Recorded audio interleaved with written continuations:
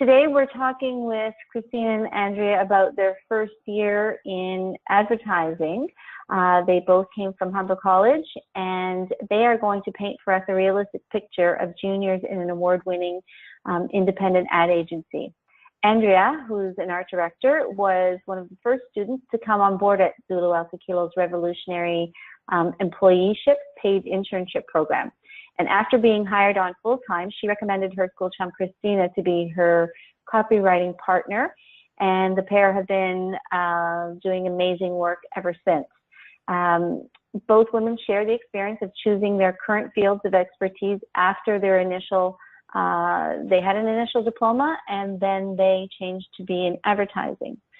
So their shared experiences really paint a very realistic picture for those of you wondering what it's like to work in a top creative ad agency in Toronto.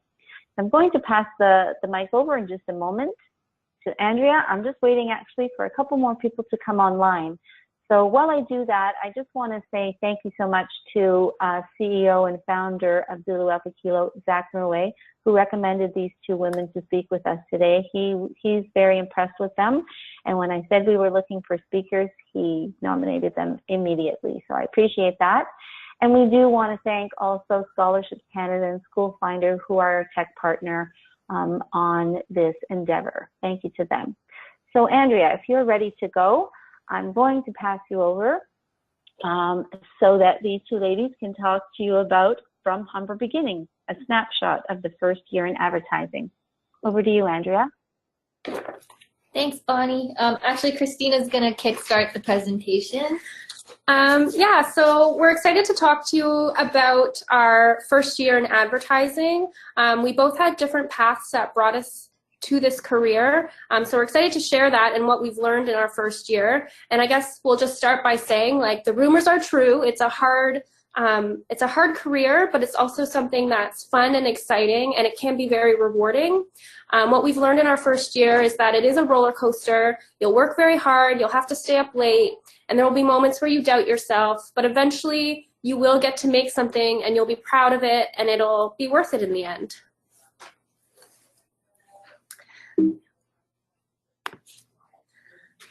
So I'll talk a little bit about myself. I received an honors Bachelor's of Arts from U of T. I specialized in English. I always wanted to write. I didn't know where that would take me. I was a poetry nerd, so I knew that wasn't going to make me any money. I dabbled in teaching English as a second language, where I got to travel. I had a really long stint as a merchandiser while I tried to figure out what I wanted to do, and eventually I met someone who worked in advertising, and we got to speaking, and I didn't even know copywriting was a career until I met him, and from learning from him, I was able to look into going to Humber, and I figured I would try it out, and that's how I ended up at Humber College. And then just speaking about where I've come from, I took a Bachelor's of Fine Arts at Queen's University. And then after graduating, I thought, oh, maybe I want to do a Master's of Fine Arts. So, I was starting to build my portfolio, applying for artist residencies, and got accepted into one in the south of France, which then kind of launched a personal backpacking trip across Europe. And at the same time, I was also working full-time as a server to save money for a master's. But then at some point during my travels, I kind of realized that there wasn't a job that a master's in fine arts would get me that I wanted. But I knew that I wanted a job that was still creative and would allow me to make things. So I thought, okay, why don't I go back to school and learn some digital skills, because my fine arts degree was more traditional. I specialized in painting and drawing, so I thought, okay, maybe I can go to school and learn the Adobe suite, see if I like it, and so that's what brought me to Humber. And I took the advertising and graphic design program there. And then just speaking to how Christina and I met, so we both were in Humber in the same year. We both volunteered to participate in the GRIP Juicer, and we are placed in the same group just at random. And so the GRIP Juicer is like a student competition hosted by GRIP Limited, and it was our first taste at what working in an ad agency would be like. So you work with a writer, you work with an account team, you pitch to a client. In this case was Grip. And I don't know if anyone has done the Grip Juicer before, but it's a real brief for a real client, and it's a fully integrated campaign that they asked for. And so we won that competition, and that was the one and only time that we worked together, but it was a positive experience. And then after Humber, both of us kind of went our separate ways in terms of internships.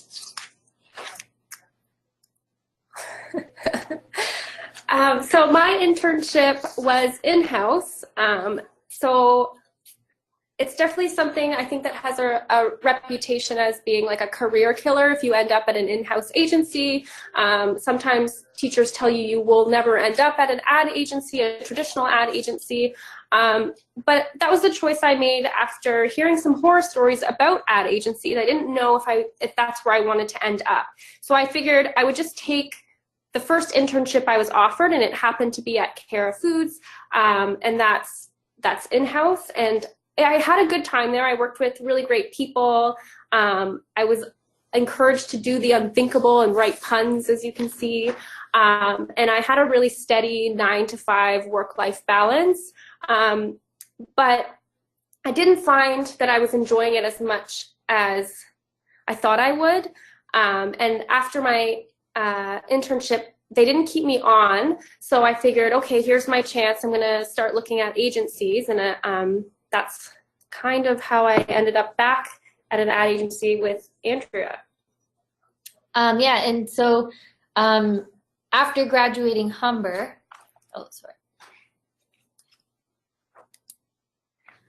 After graduating Humber, I ended up winning, as Bonnie mentioned, Zulu's Employeeship program. So just speaking about the program, in 2017, Zulu launched the first Employeeship program. And what it is it offers students a chance to skip the internship and to receive a full-time position with an actual salary. And this program comes out of Zulu's core belief that people shouldn't have to work for free. So instead of being strung along a cycle of underpaid internships, students have a chance at earning a job right out of the gate. So they put out their call for applications while I was still in school, and I didn't hear about it until like maybe a day or 2 days before the application deadline. And so I thought, oh, you know, I don't have time. My portfolio is not ready. My website isn't ready. I don't think I can make the deadline. But then I thought, you know, what have I got to lose? Because my portfolio is never going to be perfect. Why not just send my strongest pieces as they are now, which I did. And it was a good decision because I ended up making the shortlist, and was super excited to find out that I was chosen to participate in the full day boot camp. And then at the same time, I was super nervous, not knowing what to expect. And so what the employeeship is, it's basically a day-long interview at Zulu where Zach gives you various creative challenges.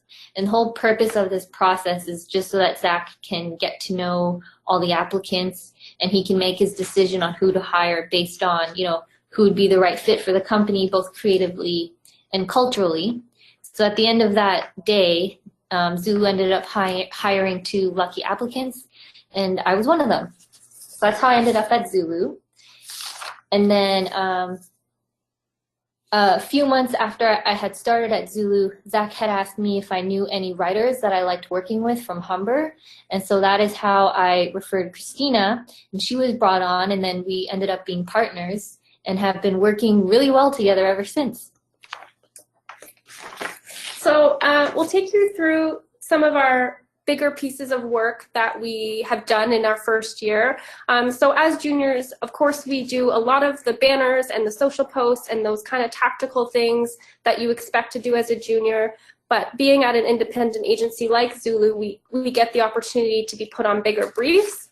So we figured we'd share some of those things that we have worked on. We'll go through them really quickly. So Belleville Wi-Fi was the very first campaign that Andrea and I worked on together. It was our first major campaign. It started off as a product launch mixed with an Olympic brief. So we wrote a ton of scripts. We worked really hard. We really wanted to make this TV spot together. But eventually the client decided they didn't want an Olympic twist. So everything got scrapped, and we had to start from scratch all over again with new scripts focusing only on the product launch. So we learned a lot in that experience, because it can be super discouraging when you've worked so hard and something just like dies right in front of you. But we were able to persevere and ended up with a really great campaign with a spot and some out of home that we're proud to say was our first campaign together. Yeah, so this was our first TV spot. The YouTube link is up there on the top, and we've got just like screenshots of the spot. The whole concept based around the product. The product helped you push Wi-Fi throughout your entire house. So the concept of our spot was kind of like an ode to those rooms that were never being used because you couldn't access Wi-Fi. So in the beginning you see like the sunroom that's been used as a laundry room because no one goes out and spends time in there. And then near the end of the spot, we kind of see that these spaces are reclaimed by people using Wi-Fi. And so this is just a couple of our out-of-home pieces. This was also, as an art director, my first kind of major photo shoot. And as you can see, there's no people in these out-of-home. It's all like still life photographs. But one thing I learned from this photo shoot is that even though there are no people, it is incredibly difficult to take still life photos in this way, because, for example, that shelf on the left-hand side took us maybe 2 hours to prop to make it just so, to make it perfect. So when you see it on a billboard, it looks great. And yeah. So the second large campaign that we got to work on was we got briefed on the call for entries for the One Show, which is like a pretty prestigious advertising awards show. So that was a big deal. It's basically an ad for the entire advertising community. So all of our peers and all of the global CDs are going to look at it and judge it. So the pressure was really on to create something great. It took months and months of hard work. I don't even know how many rounds of internals we did just to find the platform. We've probably written, I don't know how hundreds of scripts. Hundreds of scripts. So many scripts died just to get this far. We were working on a doc together, like a Google Doc, to come up with scripts, and it ended up being 300 pages long. But the end product is something that we're super proud of, and it's pretty amazing to have been a part of it within our first year of advertising. We also worked with Michael and Patrick on this campaign. They gave their presentation yesterday. So this is one of the video spots that went through. There are a few, but this is one that we touched. The concept for One Show was you win a pencil and you'll draw respect kind of instantly from winning that pencil. So in our scenario, we have two juniors. They're going in to resign because they've accepted an offer somewhere else, and their CD is kind of indifferent about it. She just kind of says goodbye, you know, good luck. And then we see that they've won a pencil. So it's kind of like a before and after. They go in again to resign, and this time she's kind of panicked and doesn't want them to leave. And then this campaign had many aspects to it. This was the print campaign that we came up with. These are just a couple of posters. The thought with these was showing the gold, silver, bronze pencil, and then like an empty space if you didn't enter. And we had headlines under each pencil kind of speaking to the level of respect you get for each pencil. So for example, if you win gold, you make Boguski want to come back. If you win silver, you make recruiters call. If you win bronze, you make peers jealous. If you don't enter, you make grande soy macchiatos. And The print ads look very simple, but in actuality, it takes a really long time to get there. We had to come up with a lot of concepts. We had to write a lot of lines. It took a really long time to end up on something that feels very simple. And that's something we've learned, is that even if it looks like the simplest idea, it takes so long to get there. And our little humble brag is that Alex Boguski actually asked for one of those posters, so we're super proud of that. Yeah, yeah. One thing with this project and working under Zach is you're constantly crafting your art direction in your writing to the very, very last minute, the last possible minute. And I think that's what helps push the creative to be amazing. We're really proud of this poster campaign, and the campaign also included some assets for social. So these were some video assets we gave for social. These are just stills, but the thought was you would have kind of like these seemingly negative lines. For example, recruiters stop calling, which is not a good thing, but then a gold pencil will slide in with one word that would change the whole meaning recruiters won't stop calling. The same idea being that once you win this pencil, you get all this respect. And so this last major thing that we worked on actually just launched on Tuesday, and we're really, really proud of it. After the Danforth shootings in Toronto, Zach asked the creative department if anyone would volunteer to try and come up with some pro bono ideas for the gun violence in our city, and it could have been anything. It was a very open brief, and we had 24 hours to come up with ideas to pitch back to him. So this was a completely voluntary thing. We had to do it on top of what we were already working on, and at first we were hesitant because we were so busy, but we're very, very thankful that we just put in the extra work. We worked with Michael and Patrick, who spoke yesterday, on this campaign as well. We presented to the Coalition for Gun Control, and they ended up buying some ideas. So we worked with them for a while to craft the whole campaign, which was called Trigger Change.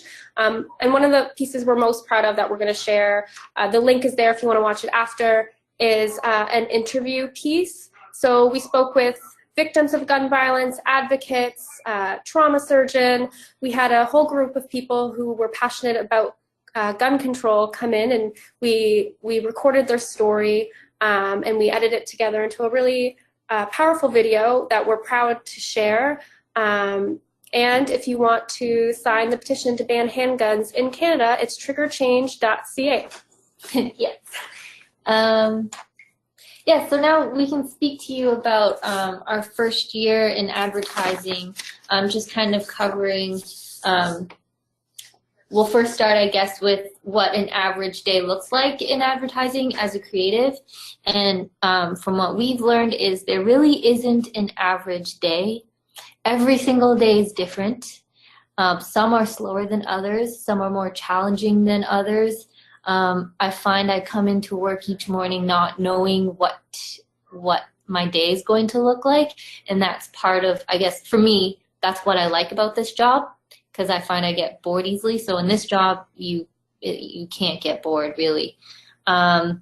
And then, yeah, your day, it will depend on the type of brief you're working on. Most of the time, it's more than one brief, so you're juggling many projects at the same time. If it's a tactical brief, it usually moves quickly. But if it's a big campaign or platform, then there's many rounds that go on for, you could be working on the same brief for many months. And then managing expectations. So it's important to have open communication with everyone on the team. So that includes like not only your creative partner, but the accounts team and the strategy team. You need to be realistic with your time and make sure people are aware of how you're doing. You know, sometimes from an account perspective, they don't understand how long it will take to Photoshop something, for example. So you need to be able to communicate that to your team so they know how to properly manage the timeline and, you know, when the presentation date is. But then also managing our own expectations is also so important. You know, sometimes as creatives, we get married to an idea and then we watch it die, you know, like mid-pitch or mid-process. And you need to learn to be okay with that and to keep searching for more ideas. It can be hard to lose an idea, but it's something we struggle with all the time, but it's important to learn to keep pushing for more and to not hold on to those ideas, because you could find better ones. You can find better ones.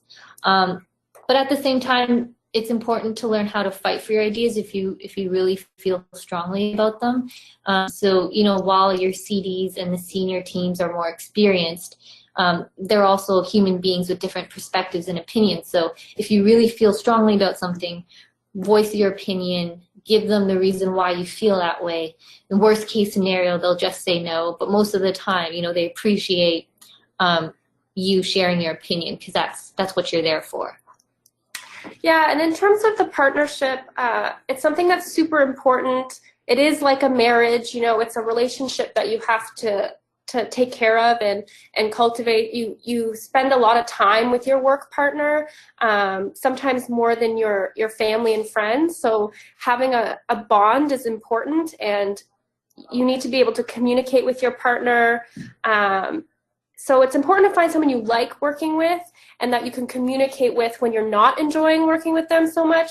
Because it's a relationship, things get hard and you disagree and you have different opinions, but it's important to be able to talk through it, and having a strong partnership is very important in advertising, because if you don't have each other's back, you're not going to make the best work that you can. Yeah, it's super important, you know, amongst partners to feel comfortable to share ideas, but also, you know, if to also be able to take feedback from your partner, because that's the only way you can really push the work. Yeah. We never hurt each other's feelings. We just we just talk through any arguments that we might have. And then in terms of being a woman in advertising, Andrea and I are a bit of an anomaly and enigma, because there aren't very many all-female teams, and we've seen that. We're lucky at Zulu that we've brought on all-female teams, so we don't feel so alone in this male-centric industry, but it's definitely still very much a male-centric industry, and there are movements towards progression, but there's obviously still a lot to improve on as a whole. And we feel fortunate to work at Zulu because they're super accepting. They embrace creativity no matter what your gender. You never feel like your gender is an issue. But one thing we've learned is that it's super important to voice your opinions, because as women we offer a different perspective. The industry needs more of that.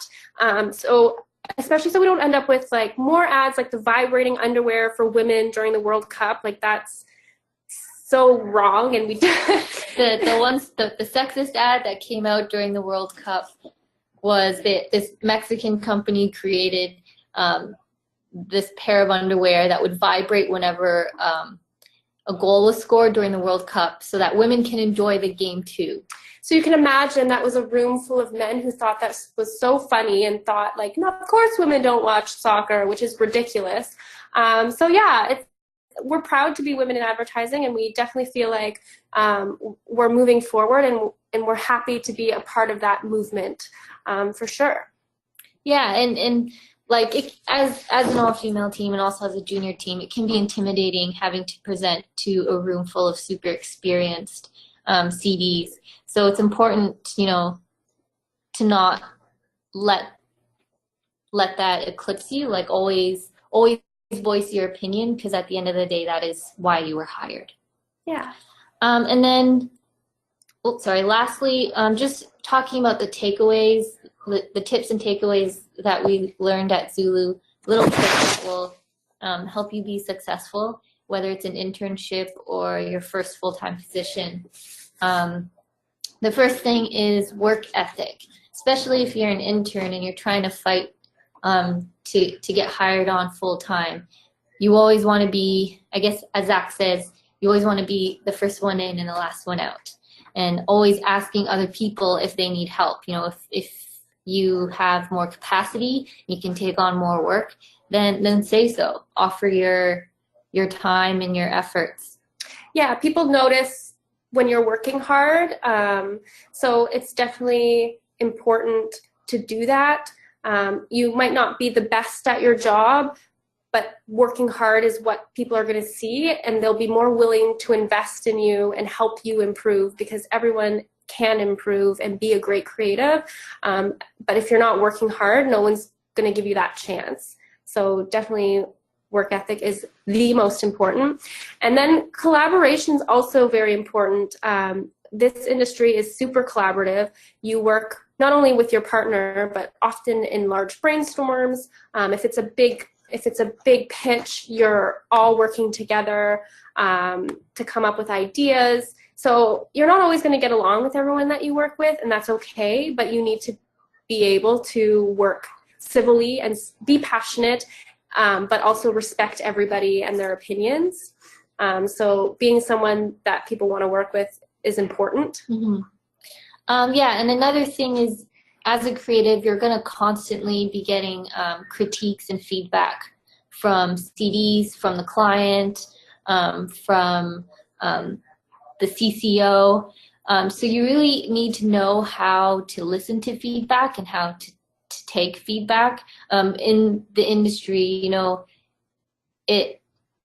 a lot of advertising people, of course, we all have egos, but when it comes to creative, you need to learn how to put that aside and to listen to other people's opinions, because at the end of the day, you know, everyone wants to create great work, and having other people's perspectives can help you craft the creative and really push it further. Yeah, and the last one's just be good, and that just means like be a good partner, be a good coworker, be a good person. Yeah, a good person, someone that people want to work with. Be good at your job, whatever that means. It doesn't mean being the best. It means just being the best version of you. You don't have to beat anybody else. It's not a competition, even though it can feel like it sometimes. Just focus on what you're doing. The work you're putting out, be able to be proud of what you're putting out. Yeah, one thing that we heard a lot when we were in school was that the advertising industry is a very small world, and after our first year in the industry, we can confirm that that is true. Yeah. So be good to everybody, because you will probably end up working with them again at the next shop, and again maybe like 3 shops down the road. Yeah, and how you treat someone will impact your ability to network and find another job. So it's definitely important to be a good person. Yeah, and yeah, advertising as an industry it's just stressful. So having nice people, being a nice person makes all the difference. For sure. And then that's it. We've got some time for questions. Oops. I think. I don't know if there is any. Yes, definitely. So it's Bonnie here, and I want to thank everybody for listening in. If you do have questions, please be sure to write them on your screen in the question box, and we'll get to those. But in the meantime, I'll just go over a couple that we already have. So first of all, just a personal note, Boguski, wow, congratulations, lady. Thank you. For those of you, sorry. For those of you out there listening, if you don't know who that is, check it out, look it up. If you plan on being advertising and you don't know who Boguski is, then you know, you need to still do your research.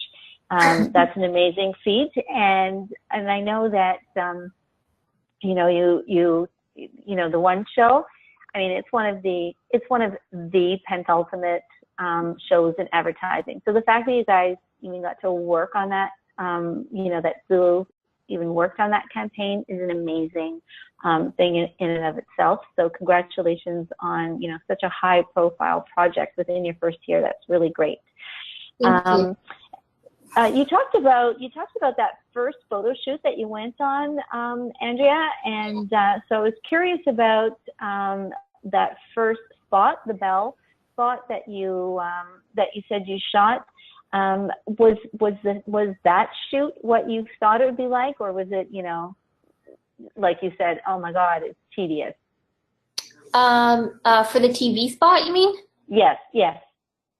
So that was, I had done one TV spot before that. So this was my second one, but Christina's first. So I think it wasn't what we thought. I think the whole process was new to us. I guess because our spot doesn't really have that many people in it, especially in the upfront. So I guess the easy assumption was to think, oh, it will be easier to shoot because we don't have talent that we have to direct. It's just like empty rooms that we just have to dress. and it'll be easy to shoot, but it was actually a lot harder, trying to set the room up to make it interesting when there's no people in there, when nothing is happening. How do you make an empty room look interesting so that people actually watch the spot? That was the main challenge that we had. Yeah, and in terms of like the details that go into producing a TV spot, seeing that it was my first one, I had literally no idea what I was doing. It's not something I learned at Humber, how to produce a TV spot. I learned how to write them, but then after that I was like, I don't know what I'm doing. So it was a challenge for sure, but it's important to have a great CD team, which we have at Zulu. We have many of them.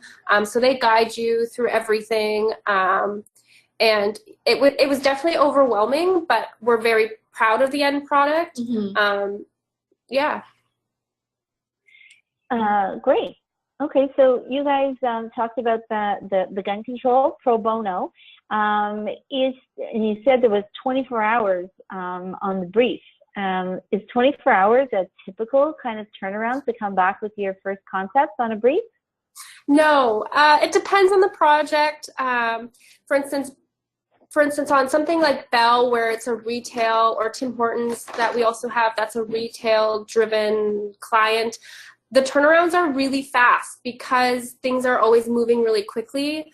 And I think in terms of the pro bono, because there were so many teams working on it, the quick turnaround was just kind of like let's see what we can do, like what's the best we can do in 24 hours. And obviously after that time, there was more crafting involved. But in terms of like initial ideas, it was a quick turnaround. It happens sometimes, but it's definitely not the norm. Yeah, I think with the gun control project in particular, we wanted to get the idea out and the campaign out quickly while gun violence was still a hot topic in Toronto, right? Because we wanted it to still be relevant. We wanted it to have a lot of impact. So we wanted to get it out before the conversation died down.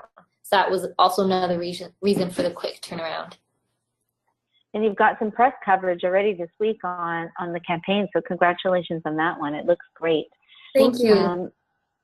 Here's another question. Someone's asking, how important is it to already have a partner when you're applying to an ad agency, in your opinion?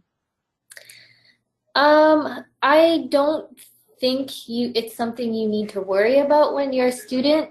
I think in school, it's important to be a good partner in school because of course, if working with Christina hadn't been a positive experience for me, I wouldn't have asked her to come on board here at Zulu, right? So, you definitely want to be someone that's easy and great to work with, but I don't think right out of the gate as a student, you need to nail down who your partner is. That's something that Zach told me as well. It works, like to work with more than one person, because then you kind of get to learn how you work and what helps you be a better creative. Yeah, and I think Andrea and I work super well together, and I definitely think we're lifelong partners. We've had the talk, and we're happy to be together. But that's not always the case. We've heard from our CDs and everyone else that often you don't find your forever partner right away, and that's okay. It takes time because this job is such a creative, emotional job. You need to find the right match, and that doesn't always happen in your first year or your second or third. It can take time. We're definitely grateful that we found each other, but that's not the norm for everybody, and it's okay. Yeah. When I first started at Zulu, I had a different partner. I was working with a different writer. And it wasn't, until Zulu just wanted to shift things around and they had an opening for a new writer that Christina came on board. But yeah, if you're easy to work with and you're willing to collaborate, you don't have to worry about finding your forever partner right away. Oh, that's good. Thank you. Okay, here's another one. What's the most important thing they did not tell you in school that you have learned? Oh man. Maybe I can maybe I can speak to art direction specifically. At least for me in Humber, I took the advertising and graphic design. So that was a lot of, Photoshop, working with InDesign, working with Illustrator. You make logos, you design some packaging, you do layouts for ads, for print ads, for out-of-home ads. One thing that was a whole new kind of beast for me was working for TV.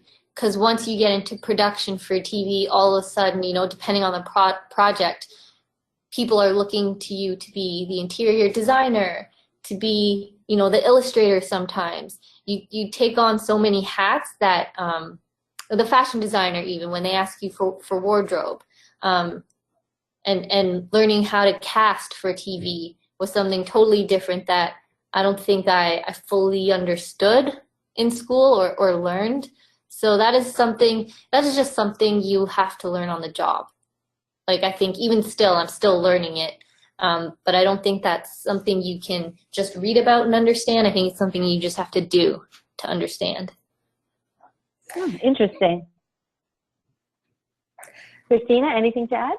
Yeah, I think in terms of being a writer in advertising, I think Humber equipped me quite well, but there's so many different opinions, so I think that's something I wasn't prepared for, maybe, because at Humber you had your kind of circle, your instructors were your creative directors, and you went to them all the time, and then coming to Zulu and working with so many different creative directors and different brands, it was quite a challenge to move from one voice to the next, and be able to craft things quickly, and that's something I didn't have to do so much at Humber. I had more time on projects that I don't have here, so I have to learn to craft fast, and that's something I'm definitely still learning. I've only been doing it for a year, but I see a difference from where I was. But I don't know if Humber prepared me for how quickly I'd have to move, but I'm adapting, I'm learning. Sounds like it's been a fun and tough year. Anything else you guys want to add? I'm just looking, I don't see any other questions on the screen that there's something else, but it's pretty much been answered. Somebody said, has it been harder than you imagined, or what was your biggest surprise? I think you really kind of answered that with that, what's the most important thing they didn't tell you. But if there's anything else you want to add before we sign off, let me know. Just good luck to everybody. Don't get discouraged when you're looking for your placements, for your internships. Don't give up. Keep trying and believe in yourself, and you'll end up somewhere. Yeah. I would just add, take every single opportunity. For example, for the employeeship, I originally wasn't even going to apply, but thank God I did. Your portfolio is never going to be perfect. So the worst that can happen is you just don't get that job, but at least you applied, at least you took the opportunity, right? Yeah. So, yeah. Taking chances. Yeah, absolutely. And that's the same thing with creative. If you don't throw your idea out there, it's not going to be heard. So don't be afraid to throw it out there. Yeah, right? Try and get your portfolio to be seen by as many people in the industry as you can, because you're only going to get better from that. Good. Well, that's really great advice, ladies. I really appreciate you talking with us today. Everybody, this entire thing has been recorded, and it will be up on the creativefutures.ca website later this afternoon. So then you can go in and check out the links to the site. Thank you very much all for joining us. I appreciate it, and have a good day.